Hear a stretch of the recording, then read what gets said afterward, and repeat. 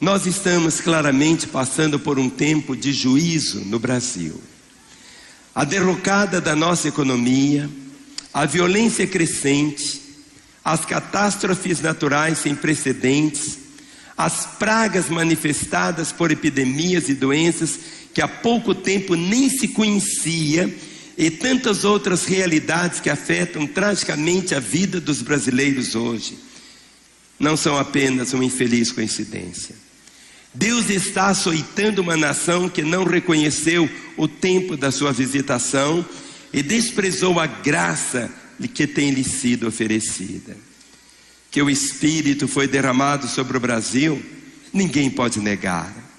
Nas últimas décadas vimos muitas manifestações do seu agir, produzindo movimentos sobrenaturais e abrindo portas amplas à pregação do Evangelho. Profetas e mais profetas se levantaram aqui e vieram de outras nações para soprar fôlego de vida sobre nossa nação. O que fizemos, porém, com tudo isso? O Brasil, dos 40 milhões de evangélicos de hoje, é mais podre e mais corrupto do que o de ontem, que tinha menos crentes.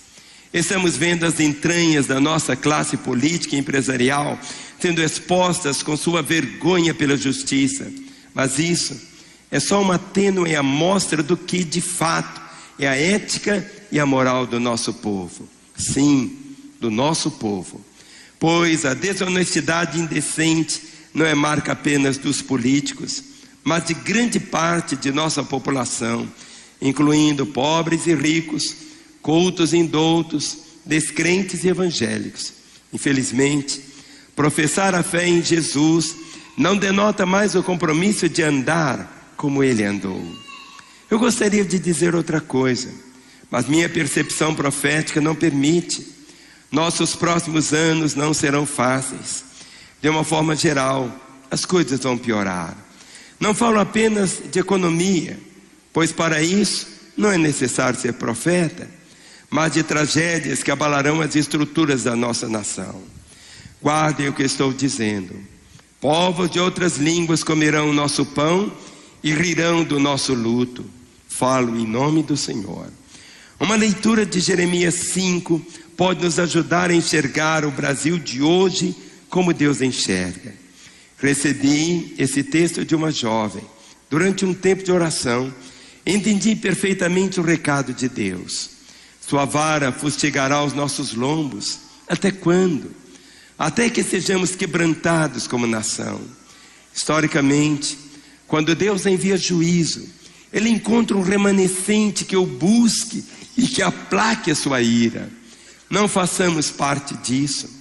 Permanecer fiéis não nos livrará completamente das dores da disciplina, mas nos dará a força que precisamos para resistir e a oportunidade para sermos testemunho e voz profética no meio do caos. Temos que nos arrepender. O altar tem sido profanado nessa nação e a oferta do Senhor desprezada. Se é verdade que milhões e milhões lotam os templos, é verdade também que uma grande parte aí está servindo a Mamon, cultivando sua velha ganância, buscando o brilho da prata. Só que agora, em nome de Jesus, pior, isso inclui uma parte considerável da classe pastoral. Temos que nos arrepender da feitiçaria, não somente daquela que é feita nos terreiros e encruzilhadas, mas da que é praticada nos altares evangélicos. Chega a ser absurda a supersticiosidade e o sincretismo maligno fomentado por uma legião enorme de falsos mestres e falsos profetas que se multiplicam como ratos. A venda de objetos e rituais com supostos poderes miraculosos mistura o comércio com o engodo na casa de Deus. Outro dia, assisti um vídeo em que pastores de uma das maiores denominações do Brasil desciam a uma mina de ouro para buscar a água da prosperidade, para ser distribuída ou vendida aos fiéis que, certamente ávidos pelo apelo das riquezas mundanas, nem se dariam ao trabalho de julgar o desvio teológico e de perceber o ridículo a que seriam induzidos. Uma liderança cristã, entre aspas, que ilude seu povo com águas da prosperidade, rosas sagradas e lascas da cruz, não é melhor que os pais de santo que fazem o mesmo em seus terreiros. Na verdade, é pior. E que diferença há entre o esotérico que confia no seu patuá e um crente que, em vez de colocar sua fé em Jesus, recebe um amuleto gospel do seu pastor e o pendura em casa como fonte de proteção? Nenhuma. Temos que nos arrepender da idolatria, não só da que é praticada em procissões e templos consagrados a entidades mortas, supostos santos que têm boca, mas não podem falar. Há também idolatria às personalidades mundanas nas igrejas protestantes, como líderes e artistas sendo alçados pelo povo à categoria de semideuses, acima do bem e do mal, muitos deles com um testemunho tão sujo que não mereciam admiração nem nos antros do mundo. Como Deus não visitará com juízo uma nação que, tendo sido apresentada ao Evangelho, segue expondo sua imoralidade a céus abertos nos carnavais e marchas gays da vida? Nossos governos erotizam crianças em escolas públicas com materiais pornográficos e nossas leis dizem: bem-vindo ao homossexualismo e toda forma de perversão sexual. Mas será que esse espírito não está livre para atuar também nas casas das famílias brasileiras e em muitos espaços da própria igreja?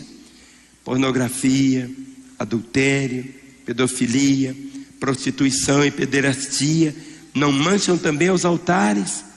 O que dizer dos pastores e personalidades gospel que estão no segundo ou terceiro casamento, sem argumentos bíblicos que lhe deem tal direito, ou dos que usam seu feitiço transvestido de unção para seduzir ovelhas ao matadouros da imoralidade? Não estou falando de uma nação ignorante. O Evangelho foi apresentado ao Brasil. Muitos dos que afrontam a santidade de Deus ou estão na igreja ou passaram por ela e decidiram voltar ao chiqueiro do mundo. A maioria absoluta já, ao menos, ouviu a palavra ou teve a oportunidade de fazê-lo e não quis. Portanto, somos indesculpáveis. Se Jesus proclamou juízo sobre a cidade onde viveu, dizendo: tu, Cafarnaum, elevar-te-ás porventura até o céu, descerás até o inferno, porque se em Sodoma se tivessem operado os milagres que em ti se fizeram, teria ela permanecido até ao dia de hoje. Se ele chorou sobre Jerusalém, lamentando o fato de que seus filhos seriam entregues à espada, já que ela não reconheceu o tempo da sua visitação, Lucas 19, 41 a 44, porque seríamos nós poupados, tendo desdenhado tanto da verdade como nação? Obviamente, no meio de tudo isso, há um povo fiel, um remanescente que teme ao Senhor e respeita sua palavra. Como nos dias de Elias, enquanto Israel era fustigado com a seca e a fome, 7.000 joelhos recusavam curvar-se diante de Baal. Como no cativeiro babilônico, Deus encontrou Daniel, Ananias, Misael e Azarias, entre outros, para manter a honra do altar. Há muitos crentes e igrejas hoje que, remando contra a maré, permanecem na verdade. Que nos esforcemos para fazer parte desse remanescente, pois é dele que pode brotar de novo a misericórdia. Os próximos anos não serão fáceis. Fique você avisado disso. A vara de Deus sobre os lombos do Brasil já começou a arder e ser pesada, e será pesada. Não é mero castigo, mas a disciplina de um pai que quer essa nação de volta. Ele é justo em fazê-lo, não questione, apenas disponha-se a ser um argumento que aplaque a sua ira, a permanecer como uma testemunha fiel no meio das trevas, a chamar pessoas para viverem o verdadeiro evangelho e a interceder como legítimo sacerdote para que a justiça e a genuína fé cristã possam de fato voltar a prosperar. Não me entenda mal, eu lhe peço. Eu não sou irresponsável, unindo-me a Satanás para acusar a igreja. Sou parte dela. Eu a amo, sinto vergonha dos seus pecados, porque eles são os meus também. Quero me unir ao Espírito e gemer por ela. Quero ser um argumento para que a esperança e a fé verdadeira, comprometida com a palavra, não se apaguem de vez nessa nação. Ao contrário, que se multipliquem, até que possamos virar esse jogo e ver o Senhor recolhendo a vara da punição. Por favor, junte-se a mim nessa busca. Os próximos anos não serão fáceis para nós, mas há um caminho. Os próximos anos não serão fáceis para nós, mas há um caminho. Os próximos anos não serão fáceis para nós, mas há um caminho. Qual é o caminho? Vamos ler juntos? Se o meu povo, que por mim se chama, se humilhar e orar e buscar a minha face e se converter dos seus maus caminhos, então eu ouvirei do céu, perdoarei os seus pecados e sararei a sua terra. Segundo Crônicas 7:14. No arrependimento e na fidelidade está a nossa esperança.